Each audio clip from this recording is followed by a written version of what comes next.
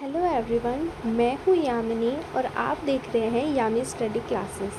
आज के इस वीडियो में हम हिंदू विवाह अधिनियम 1955 की धारा 9 दाम्पत्य अधिकार के पुनर्स्थापन के बारे में पढ़ेंगे।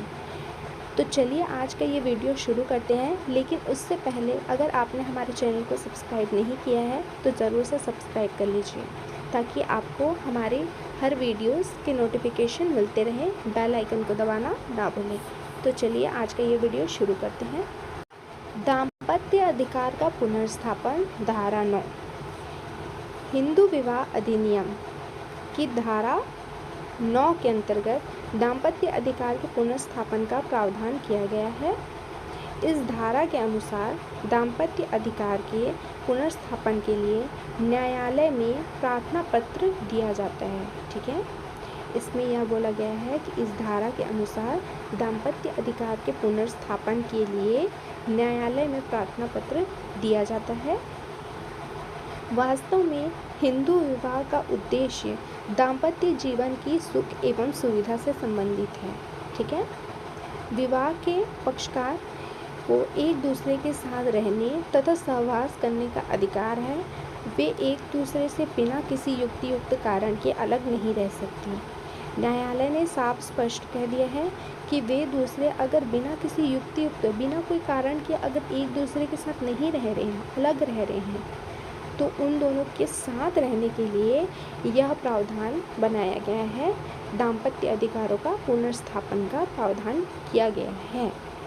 ठीक है, धारा 9 के अंतर्गत इस धारा के पुनर्स्थापन के विषय में यह कहा गया है कि जहां पति या पत्नी ने बिना किसी युक्तियुक्त कारण के एक दूसरे के साथ रहना त्याग दिया हो, तो ऐसी स्थिति में वह जिला न्यायालय में एक याचिका द्वारा दाम्पत्य जीवन के पुनर्स्थापन की प्रार्थना वह कर सकते हैं।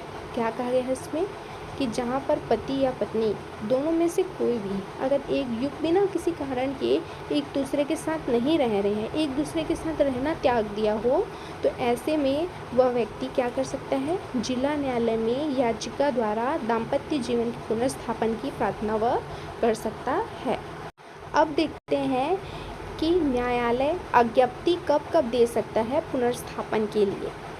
तो इस धारा के अनुसार दाम्पत्य अधिकार के पुनर्स्थापन के लिए न्यायालय अज्ञप्ति दे सकता है जब पहला आता है, दोनों में से किसी भी पक्ष ने बिना युक्तियुक्त कारण के एक दूसरे के साथ रहना त्याग दिया हो। ठीक है, दोनों ने एक दूसरे के साथ रहना त्याग दिया हो।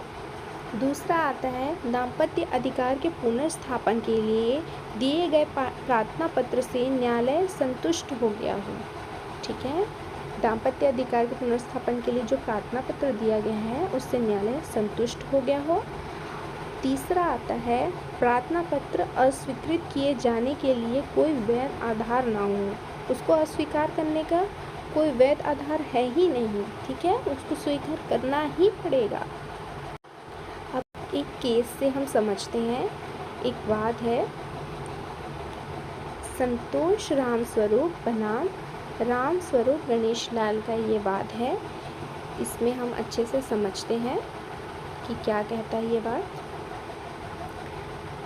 वाद में क्या कहा गया है कि पत्नी बिना कारण पति का घर छोड़कर अपने माता पिता के घर वापस चली गई।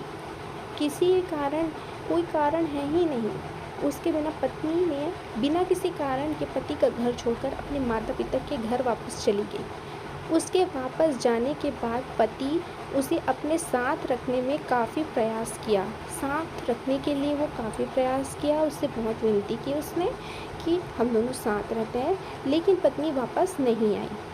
पति ने इस आधार पर दाम्पत्य अधिकार के पुनर्स्थापन के लिए न्यायालय में याचिका प्रस्तुत की। न्यायालय ने यह अभिनिर्धारित किया कि उपरोक्त परिस्थिति का अवलोकन करते हुए पति के पक्ष में दाम्पत्य पुनर्स्थापन की अज्ञप्ति न्यायालय ने पारित कर दी।